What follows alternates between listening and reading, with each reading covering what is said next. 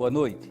O Brasil tem mais de 45 milhões de carros. Os fabricados nos últimos anos cada vez mais modernos e computadorizados. O impacto da inovação tecnológica do setor automobilístico se reflete em vários segmentos, tanto da produção industrial quanto na vida da sociedade. Envolve questões ambientais, mobilidade urbana, comportamento social, entre outros aspectos. A relação entre o automóvel e a cidade se reconfigura com o surgimento de alternativas energéticas e plataformas de serviço, a exemplo do Uber, que foi implantado hoje no Recife. Uma das experiências que também vamos destacar no programa de hoje é o projeto Porto Leve, desenvolvido pelo Porto Digital. Para falar sobre inovação em mobilidade, o Opinião Pernambuco convida Francisco Saboia, presidente do Porto Digital, Silvio Meira, professor emérito da Universidade Federal de Pernambuco e professor associado da Fundação Getúlio Vargas, Ângelo Leite, presidente da Sertel, empresa que desenvolve tecnologia para mobilidade urbana. Bom, sejam todos bem-vindos ao Opinião Pernambuco. Quer dizer, o Recife hoje é a sétima capital, né, e a 8ª cidade do país a implantar o serviço Uber. A quem interessa esse serviço, Saboia? Fundamentalmente e essencialmente a população. É uma evolução inevitável do ponto de vista da qualidade, da racionalidade e do ponto de vista econômico. Eu acho que a sociedade só tem a ganhar e, salvo alguns interesses tradicionais contrariados, essa é uma marcha sem volta. Não tem como você recuar a um tempo em que nós éramos tão maltratados com os serviços e somos com os serviços tradicionais de táxi. Eu acho que é Ângelo, como funciona o serviço Uber? Vamos tentar traduzir isso para o público em geral, né? O Uber ele trouxe uma modernização ao que o táxi fazia usando a tecnologia da informação. Então, ele usa o smartphone para acessar o táxi da melhor forma possível. E também trabalha a relação entre o usuário e o taxista, entre aspas, que é o cara do Uber, de forma diferente. Então, o taxista é um concessionário no passado, que tem aquilo pela vida inteira e não perde. E o Uber, não, ele tem um grupo de pessoas que trabalham com ele para prestar um bom serviço e que é avaliado pelos usuários e o Uber, inclusive, cobra deles esse desempenho. Então, mudou completamente essa relação do serviço prestado com os usuários, usando informação, usando tecnologia e desvinculando dessa condição de ser detentor de um cartório, né, de um cartorial, de um serviço por toda a vida.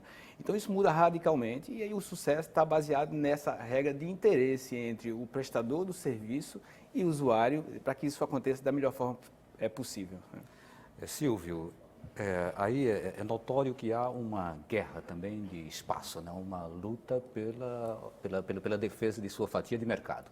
Os taxistas eles têm reagido veementemente a essa implantação do serviço Uber. Né? Em São Paulo chegou-se a radicalizar, a ameaçar o prefeito Haddad. Aqui no Recife está chegando hoje, mas a tendência é que haja também, possivelmente, alguma reação ainda que deve rolar nos próximos dias. Com esse serviço, o táxi, da forma como ele sempre foi pensado, ele deixa de existir? Está com os dias contados?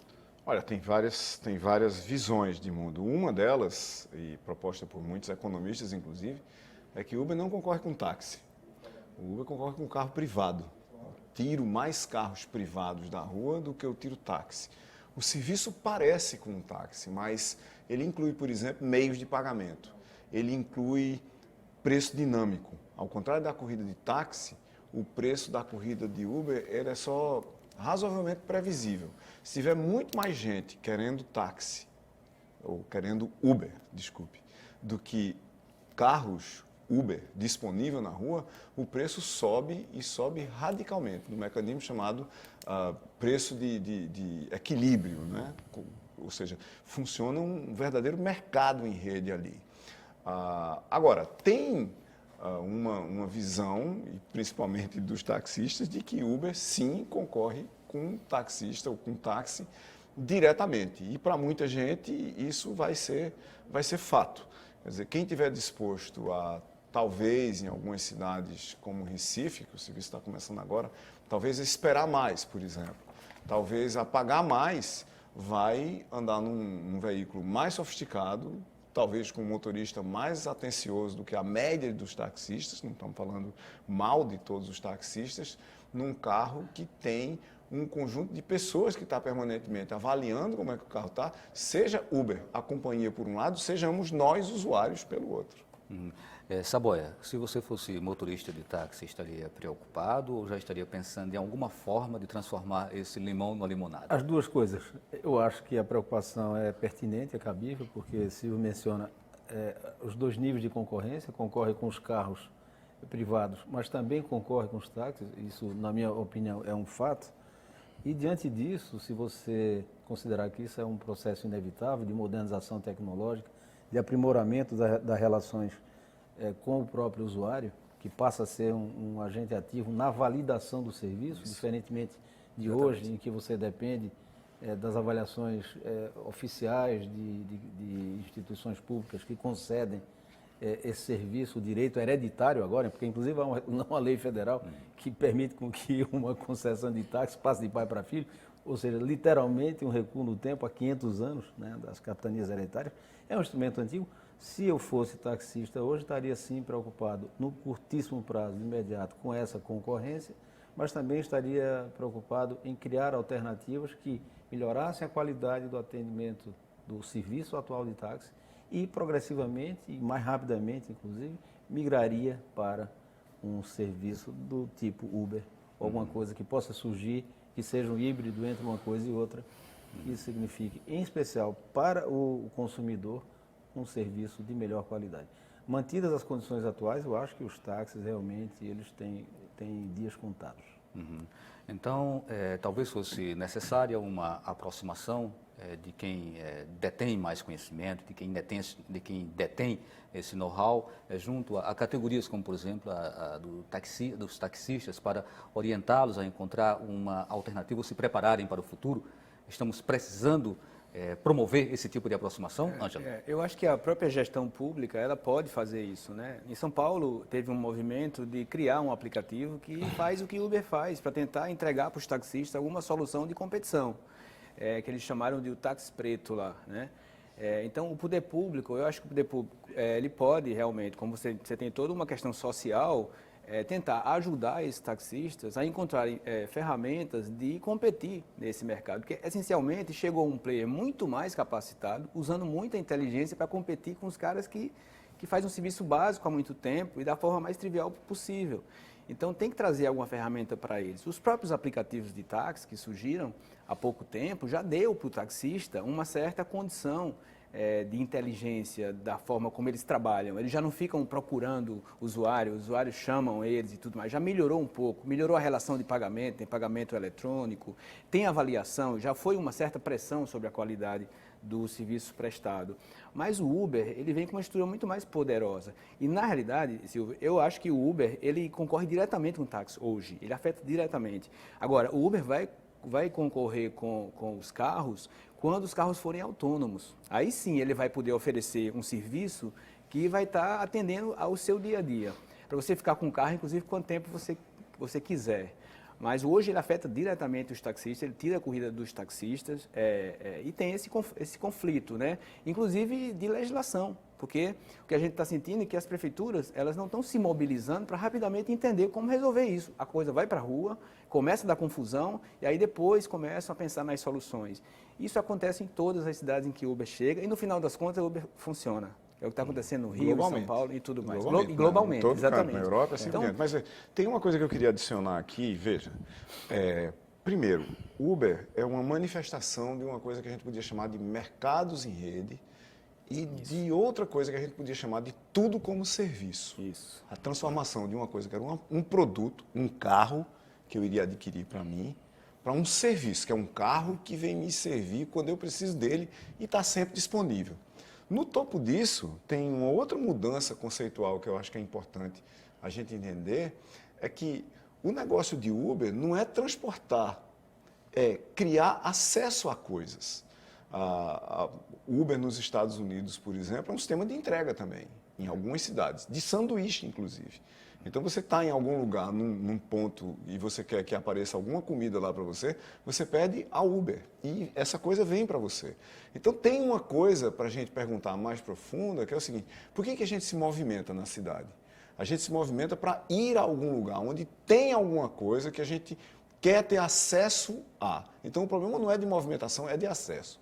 Se aquela coisa vier para mim, traga Uber, um táxi, um motoqueiro, seja quem for, ou se eu virtualmente puder ter acesso a um filme no Netflix, ao invés de ir para o cinema, o jogo muda completamente. Então, essa transformação global de produtos em serviços, em mercados em rede, fornecidas, ou seja, os serviços fornecidos por um número muito grande de agentes, articulados por um ente que faz essa conexão entre quem quer ter e quem pode fornecer.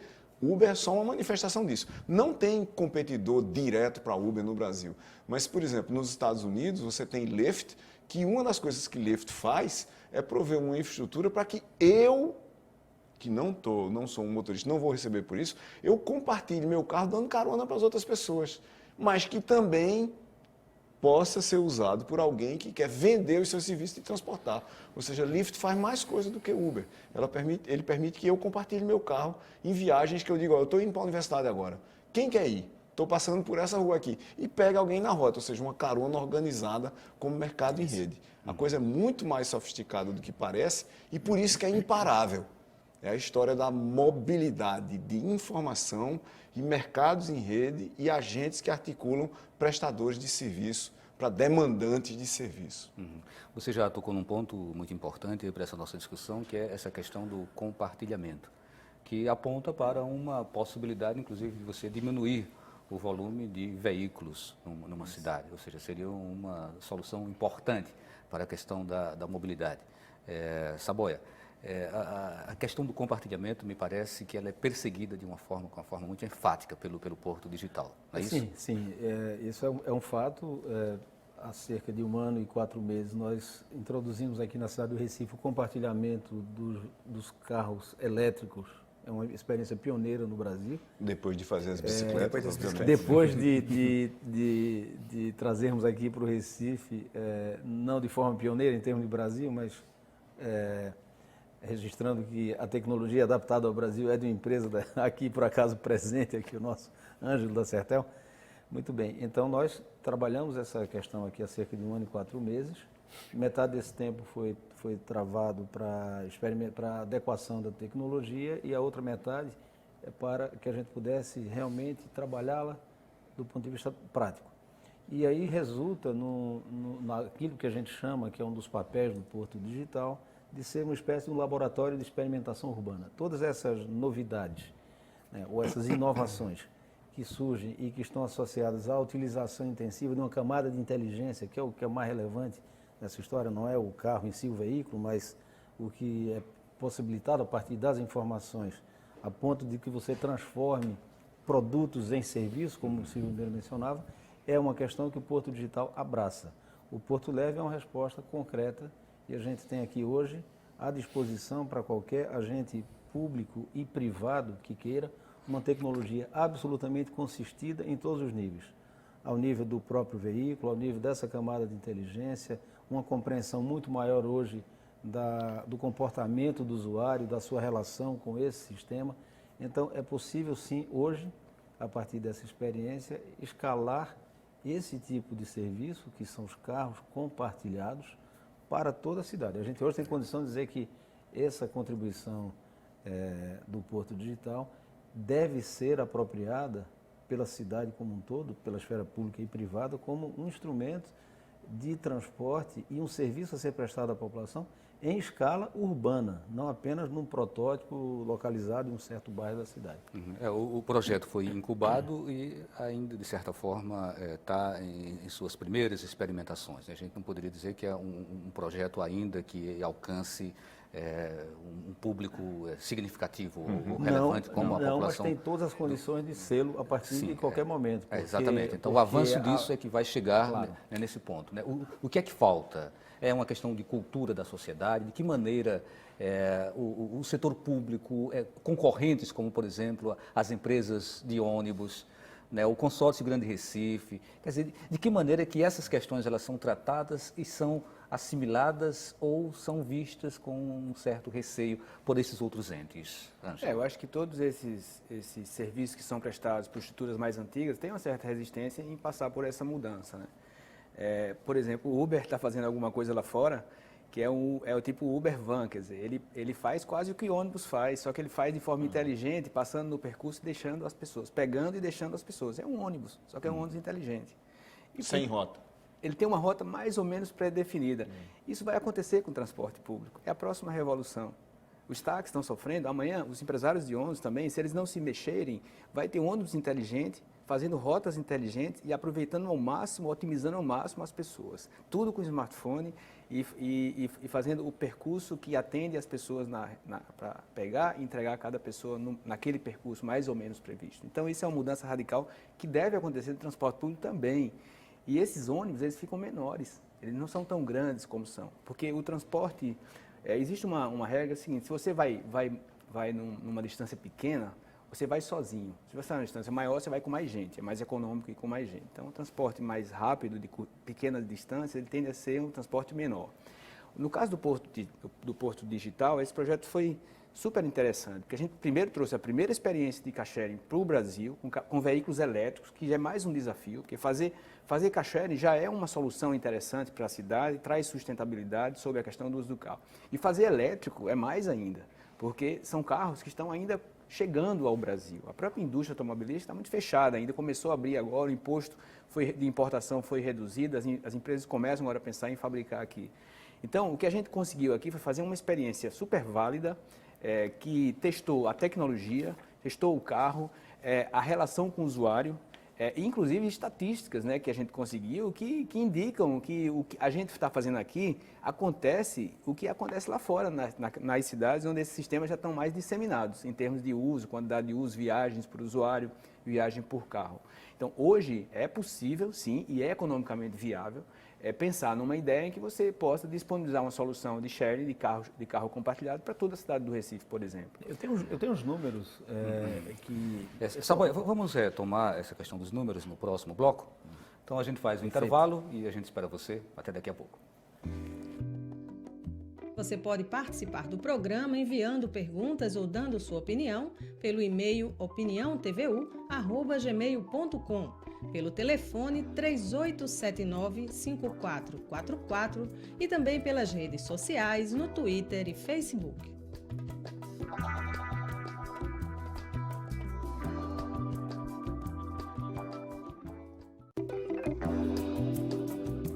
Estamos de volta com o Opinião Pernambuco, hoje com o tema Inovação em Mobilidade. Participam do programa Francisco Saboia, presidente do Porto Digital, Silvio Meira, professor emérito da Universidade Federal de Pernambuco e professor associado da Fundação Getúlio Vargas, Ângelo Leite, presidente da Sertel, empresa que desenvolve tecnologia para mobilidade urbana.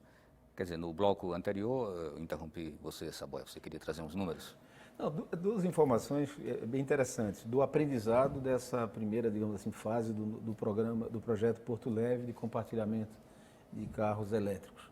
A primeira diz respeito à carona. Uma das inovações que nós pretendíamos introduzir aqui era não apenas o compartilhamento de carros e serem eles elétricos, mas também estimular a cultura da carona, de você compartilhar o carro também nessa perspectiva. Mas realmente um problema certamente cultural, talvez associado à insegurança, algum outro fator, fez com que até o momento 92% das corridas tenham sido solitárias, ou seja, as pessoas não oferecem carona às outras pessoas. E o aplicativo, ele propicia isso de cara. Você tem logo a opção de oferecer carona. Tem como diagnosticar a razão disso? Nós não temos ainda essa informação. Esse é um dos pontos que nós vamos investigar através de pesquisa amostral junto a essa base de usuários para saber exatamente o que é que se passa. Porque tem um componente que nos intriga ainda mais, que é o seguinte: uma corrida solitária, ela tem uma tarifa muito maior, ela custa R$20, enquanto uma corrida compartilhada custa R$5. Então, alguma razão muito forte, e a gente acha que um pouco o temor enfim, segurança talvez seja, mas é fato para ser pesquisado, faz com que as pessoas prefiram pagar 4 Muito vezes mais mais a darem carona, como são estimuladas pelo aplicativo, porque a opção de dar carona, ela escancara na tela do aplicativo de imediato. Seria uma questão cultural, Silvio? Será que nós somos provincianos? Como é a realidade noutros lugares teoricamente mais desenvolvidos? Bom, mais desenvolvido do que o quê, né? Mas veja, Tipo Londres, São Paulo, A cultura como está hoje essa questão do compartilhamento? cultura é da carona? transmissão situada de informação entre seres humanos, em contexto, né? Culturas são coisas que são criadas por séculos a fio. E eu acho que a simples ideia de compartilhar um meio de transporte, um carro compartilhado, no caso do projeto Porto Leve, ela já é uma ideia exótica aqui, né? Ela nunca tinha aparecido aqui. Ela só existe hoje, inclusive, lá no Porto Digital, como um experimento. E a inovação muitas vezes assusta. Né? A partir daí, você dizer, ok, nós vamos...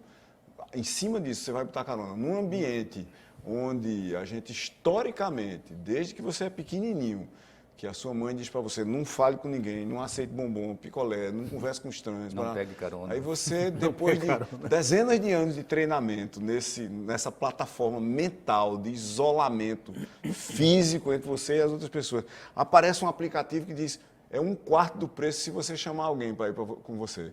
Aí o cara olha assim e diz, eu prefiro pagar e ir sozinho. Mas veja, nós estamos bem no começo desse processo.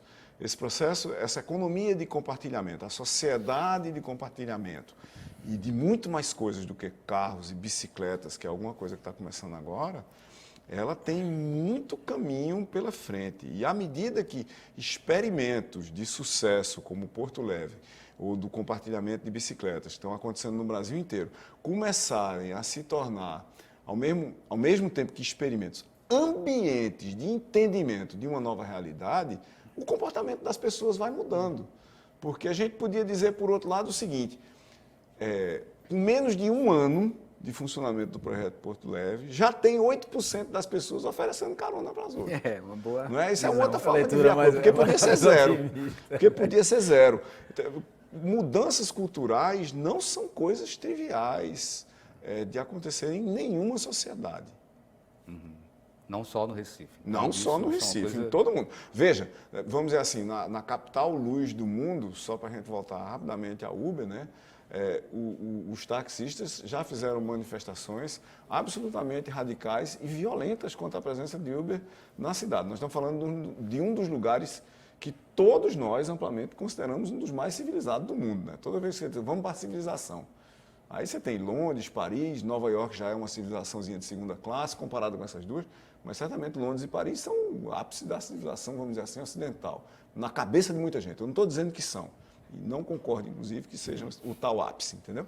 Mas é de se imaginar que você não veria uma manifestação de taxistas destruindo carros de Uber com passageiro dentro na saída do aeroporto de Orly, em Paris, e isso aconteceu, tá certo? Ou seja, cultura é uma coisa muito forte. Estejamos onde estivermos. Tem um ponto que eu vou passar para Ângelo, mas assim, vocês podem também fazer essa discussão. Algumas correntes defendem cada vez mais o investimento no transporte público e que se crie dificuldades para o transporte individual.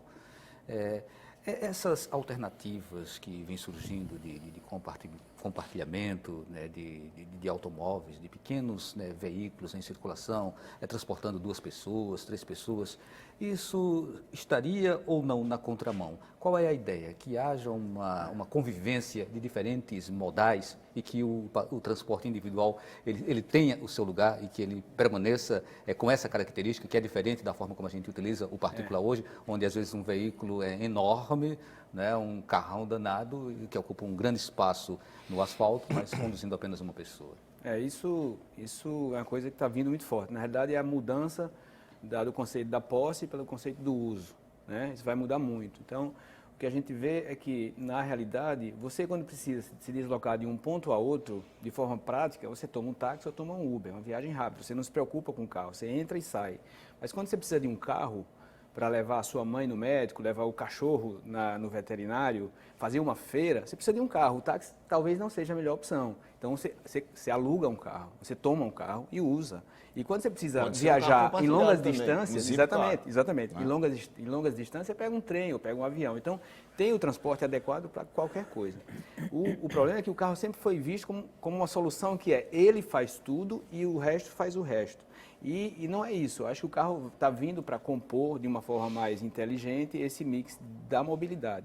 As ruas também, que eram todas adaptadas ao carro, estão passando por uma transformação muito, muito grande. Quer dizer, hoje você vai numa rua de Londres, ela é toda cheia de pequenos sinais, tem uma ciclovia aqui, uma pessoa atravessando, o cara já está treinado, que sabe, quando ele vai chegando na faixa pedestre, ele já olha, coisa que a gente não tem esse treinamento aqui ainda, já olha se alguém vai atravessar, porque se atravessar ele é responsável para parar o carro, o VLT está passando ao lado, então a rua é bem mais complexa, não é só uma questão de cultura, é uma questão de treinamento também do próprio usuário da rua.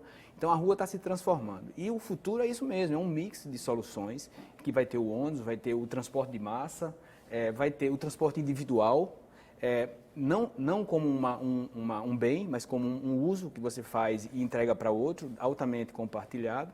E eu acho que tem espaço para tudo. E dessa forma, o carro, esse novo carro, né, o carro inteligente, inclusive o carro autônomo, passa a ser realmente uma ferramenta de provocação enorme na mudança, porque todo mundo fala, o ônibus tem que levar muita gente. Olha, o ônibus é muito grande, ele é um objeto, do jeito que ele é hoje, enorme para andar numa rua compartilhada dessa. Então, talvez a gente tenha que ter ônibus menores, mais inteligentes, vans carros espertos. menores, que você entre e se sinta mais confortável dentro dele.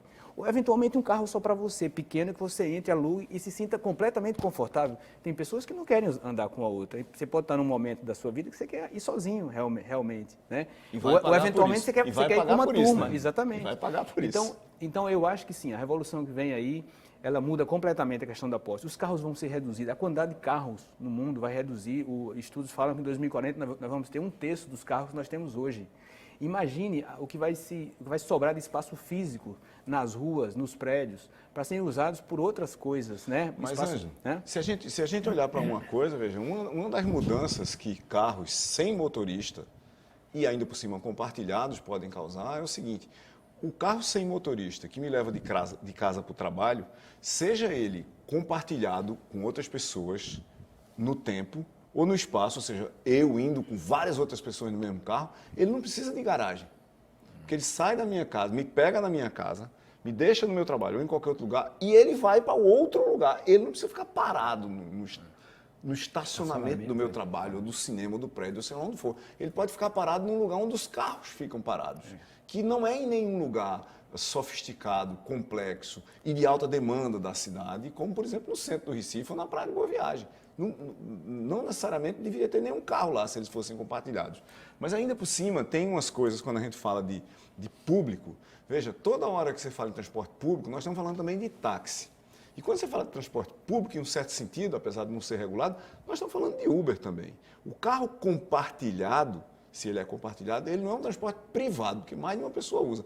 Então, ele é ou público ou semipúblico. E eu queria dizer sobre isso o seguinte: tem um estudo que foi feito em Lisboa, que é uma das cidades que hoje está estudando com mais carinho esse problema de mobilidade e acesso.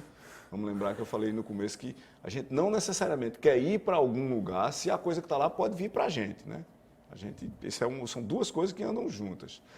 Tem um estudo que está se tornando famoso, feito em Lisboa, é um estudo científico, muito bem fundamentado, que mostra o seguinte: mantendo todo o padrão de comportamento das viagens que são feitas hoje em Lisboa, se você continuar operando o metrô e os ônibus de Lisboa, se eles continuarem lá como transporte público de massa, você só precisa de 10% dos automóveis para fazer as mesmas viagens de automóveis que são feitas hoje. E se você eliminar o metrô e os ônibus, você tirar completamente o transporte de massa, você só precisa de 20% dos carros.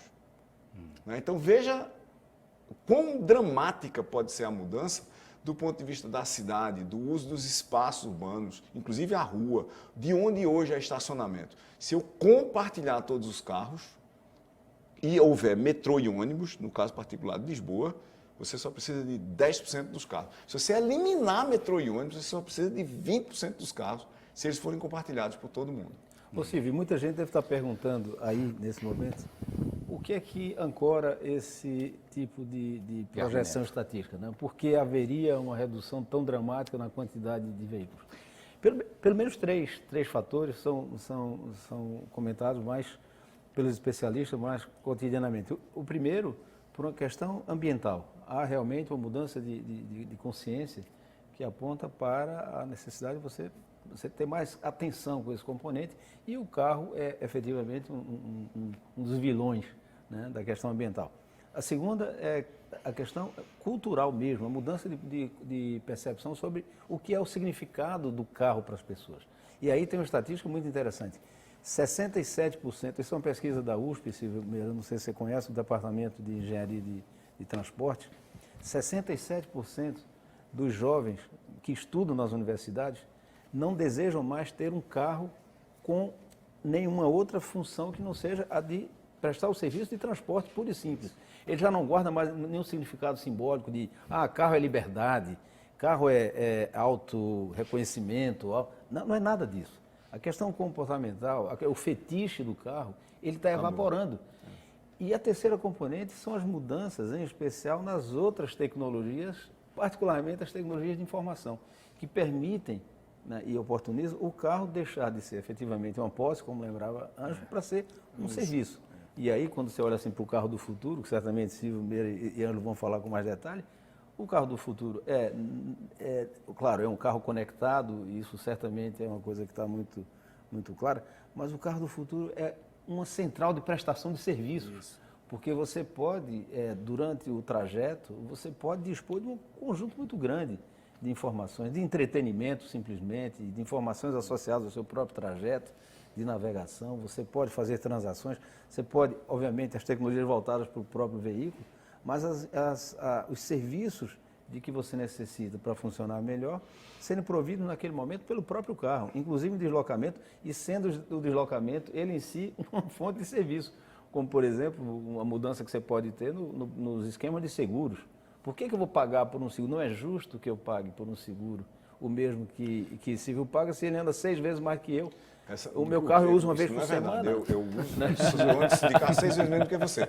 Mas isso que você está falando não é teoria, Chico, porque tem pelo menos alguns startups que eu conheço que fazem seguro por distância percorrida pelos lugares onde você percorre a distância, claro, e pelo comportamento do motorista. Quer dizer, o seguro tem um mapa da estrada e sabe que naquela estrada ali o limite de velocidade é 80. Se você passa a 120, ele cobra um seguro mais caro, porque você não só está desobedecendo a lei, mas aumentando o seu risco. E essa camada de inteligência, de tecnologia, que é propiciada por tecnologias, em especial de informação, isso aí você faz com o carro conectado. Ela que muda o sentido do carro. Isso não tem nada a ver com eu usar o meu celular, eu que estou dentro do carro, para saber o que é que o carro está fazendo. Não, você instrumenta o próprio carro. Os carros, aspas, conectados, quem está conectado não sou eu dentro do carro dando informação para mim. O carro em si está conectado, claro. E nesse caso desses startups de seguros que estão começando a aparecer, o carro manda informação para a seguradora, que aliás diz para mim, você sabia que essa rua, por onde você está passando a 80, é uma rua de 30, não é? E me avisa que se eu não diminuir imediatamente a velocidade, eu vou pagar um pênalti pelo seguro, vou pagar uma espécie de uma multa para o seguro, mesmo que eu não pague para a cidade ou para o departamento de trânsito, eu estou pagando uma multa para o seguro, por estar andando de uma forma completamente criminosa, a 80 km numa rua de 30. A moral da história é que há em curso, né, um processo de racionalização do uso esse carro autoriza dizer que vai ter uma redução. Esse carro do futuro, ele mata o carro do passado? Sobre isso. Não, você falou mata, eu me lembrei de matar pessoas. E aí, veja, o carro inteligente, que é esse carro autônomo, ele vai ter muito pouco acidente. Hoje é uma verdadeira tragédia o que se mata no trânsito. As motos estão matando as pessoas. No caso do Brasil, são 5 Desculpa, Ângelo, o carro autônomo do Google, em teste, já rodou 1.600.000 quilômetros sem nenhum incidente. Não, ele não é isso. Ele teve uma batida esse fim de semana agora passado. Você só essa informação para desautorizar. Só para contaminar a sua notícia. Não, ele encostou levemente no ônibus e Google reconheceu que foi um erro do software. Mas sem não ter acidente, morte, é custo para a sociedade, né? Custo financeiro, sim. Quanto se E gasta sem com falar da pessoas que tragédia estão... familiar, sem falar né? da questão da família e tal. Mas o que tem de motoqueiros sem poder trabalhar, porque a perna está amputada e tudo mais, é enorme isso, né? Os hospitais cheios e tal. Então, é outra tragédia que vem ser atacada por essa questão da solução de inteligência para os carros, que basicamente compartilha os carros, você não precisa comprar mais carro e os carros são inteligentes. E logo mais os carros, além de ser inteligentes, não precisam de motorista. Isso é uma revolução que vai acontecer e vai mudar muito a vida da gente. As cidades vão ficar muito mais leves, vai ter muito mais espaço para você usar o espaço físico das ruas para outras coisas, para jardins, para caminhar. Bola na rua, não? Provavelmente sim. Eu acho que ainda dá para a gente conversar mais um pouquinho sobre esse carro autônomo, mas a gente deixa isso para o próximo bloco. Aí a gente faz um intervalo e volta daqui a 2 minutos. Você pode participar do programa enviando perguntas ou dando sua opinião pelo e-mail opiniãotvu@gmail.com, pelo telefone 3879-5444 e também pelas redes sociais no Twitter e Facebook.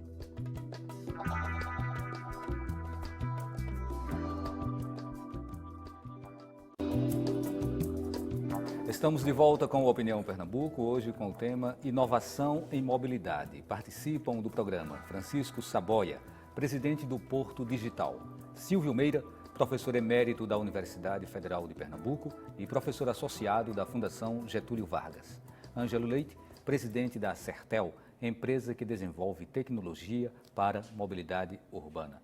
Silvio Meira, o carro autônomo, ele vai acabar com aquilo que popularmente as pessoas chamam de indústria da multa? Olha, o carro autônomo inteligente conectado aos sistemas de informação das cidades e dos estados, que vão começar a se tornar cada vez elas próprias mais inteligentes ou mais espertas, a gente poderia dizer, ele não pode ser multado. Ele não pode ser multado, porque na hora que eu escrevo um software de boa qualidade, por exemplo, como o Google está fazendo, como Mercedes, como Audi, como Fiat Chrysler estão fazendo e tantos outros estão fazendo, para um carro que vai se dirigir na cidade, uma das coisas que eu faço é colocar dentro desse software as condições que ele tem que obedecer enquanto estiver na rua.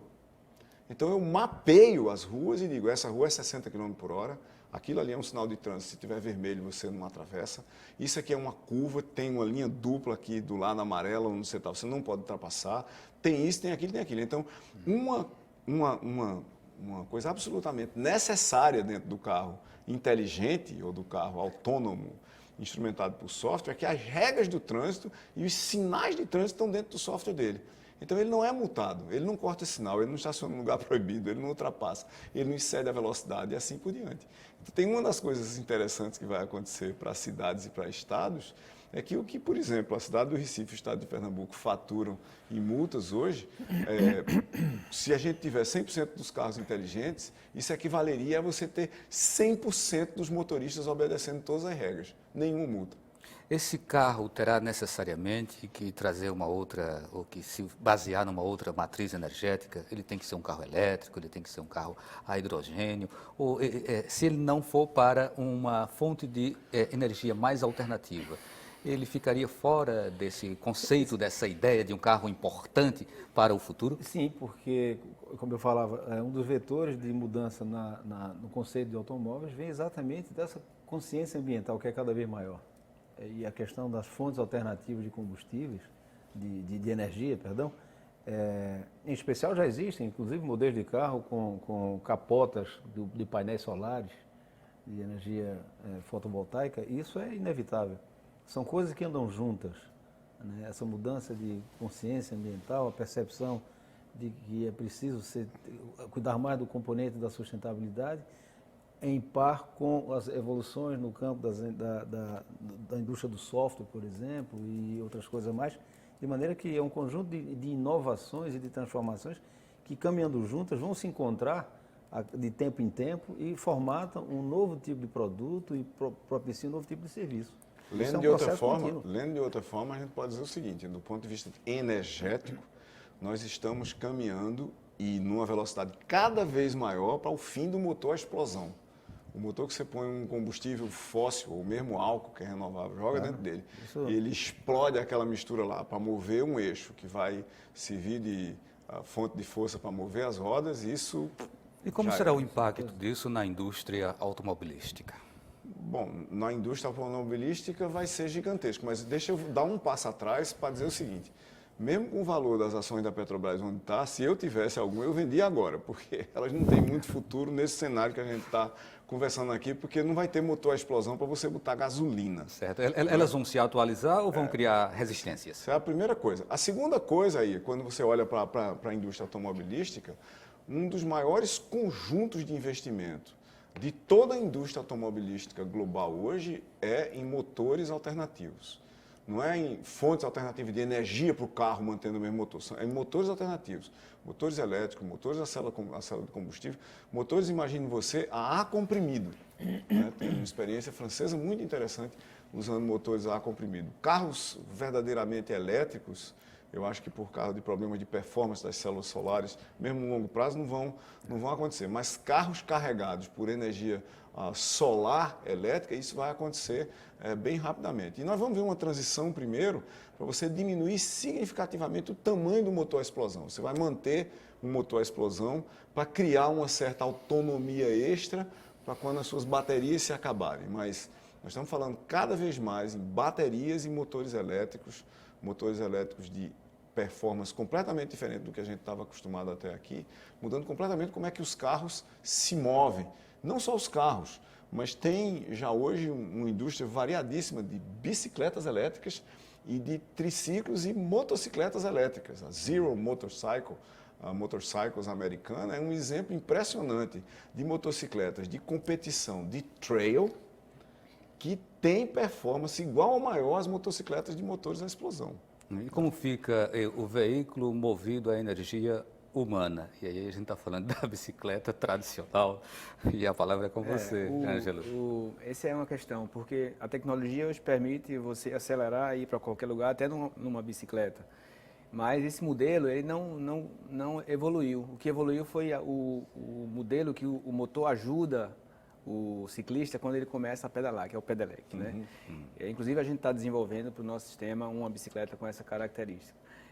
Isso aí funciona muito bem, porque quando você tem estruturas de cidades que têm grandes subidas, você faz isso, ele ajuda, você sobe fácil. Por exemplo, Lisboa, a gente fez um estudo agora para Lisboa, São Paulo e tal, ajuda muito. Então você ajuda a planificar as cidades, então o motor entra na hora que você precisa.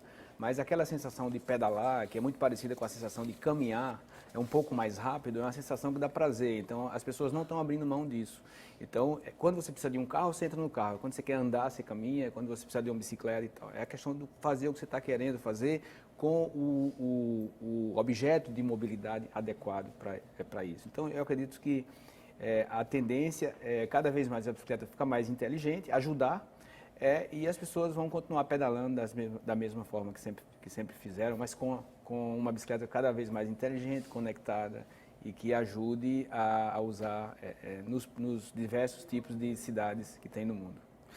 Quando a gente fala nesse carro inteligente, o carro autônomo, né, o carro com uma tecnologia de ponta muito mais sofisticada, pode causar uma impressão no primeiro momento de que seja uma coisa distante como produto de consumo para as classes menos abastadas, né, menos privilegiadas economicamente.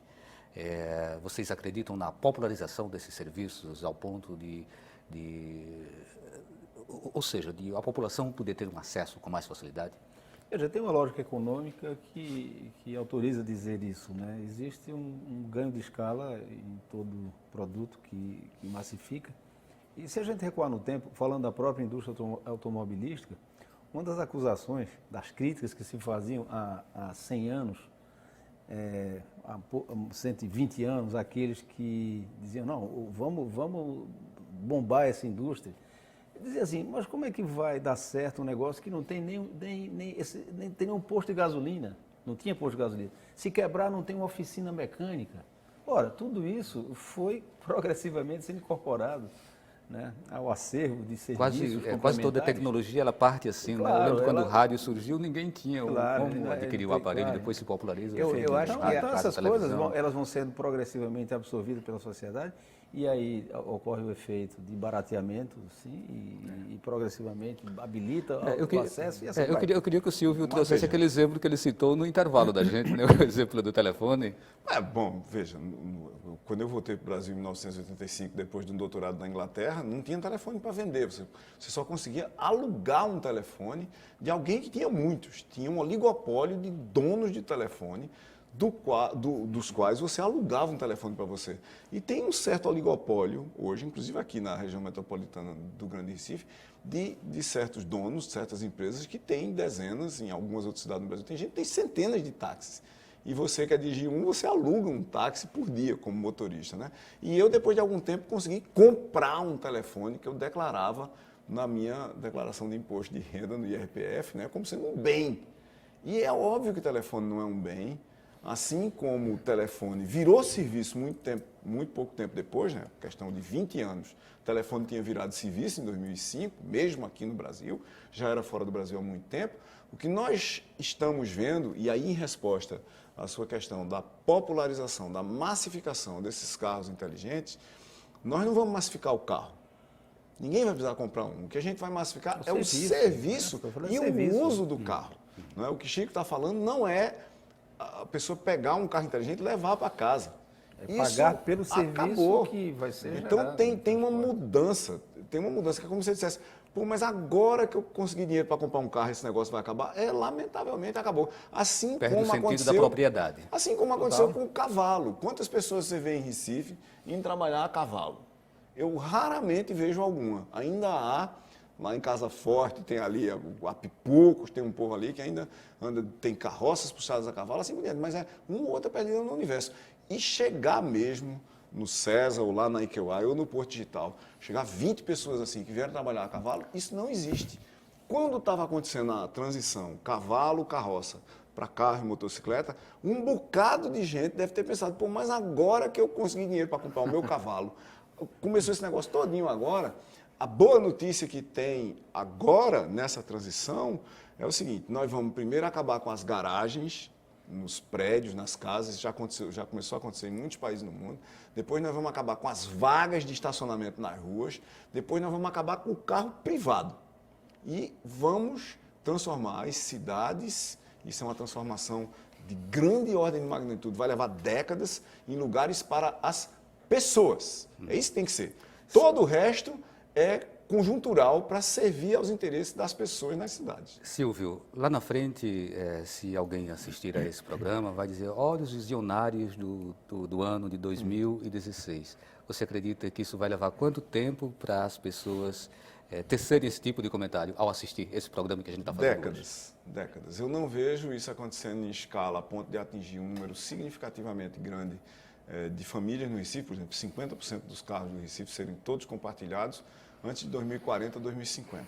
Mas o que a gente está vendo aqui agora, como com Uber, com 99 táxis, com Easy Táxi, com o projeto Porto Leve, é uma espécie de uma alvorada dessa história. Né? Nós estamos na Rua da Aurora. Ou seja, o futuro começou. Nós estamos na Rua da Aurora vendo o sol começar a aparecer. O que você está perguntando é aonde é que fica a Rua do Sol.